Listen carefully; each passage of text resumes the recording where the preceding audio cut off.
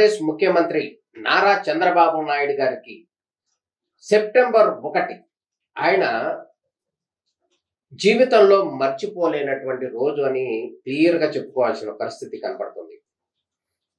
చంద్రబాబు నాయుడు చతురత, రాజకీయ దక్షతకు అన్నిటికీ మించి ఆయనకు అపారమైనటువంటి గౌరవాన్ని తెచ్చిపెట్టింది సెప్టెంబర్ 1, 1995.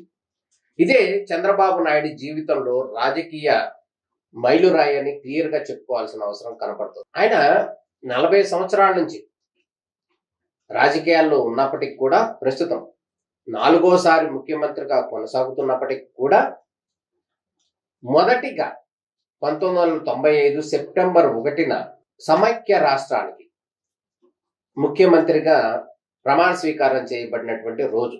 ఆ రోజు కనుక ఆంధ్రప్రదేశ్ ముఖ్యమంత్రిగా ప్రమాణ స్వీకారం చెయ్యకపోతే చంద్రబాబు నాయుడు యొక్క రాజకీయ చదరంగం ప్రశ్నార్థకమే.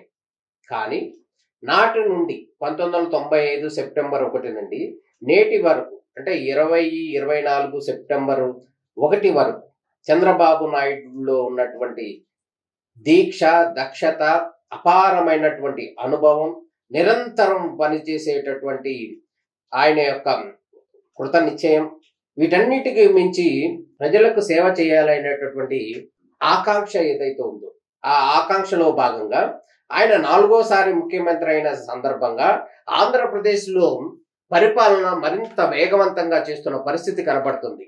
ఆయన స్పీడ్కు ఆంధ్రప్రదేశ్లో ఉన్నటువంటి యంత్రాంగం కూడా ఆ విధంగా ముందుకు వెళ్ళలేని పరిస్థితి కనబడుతుంది.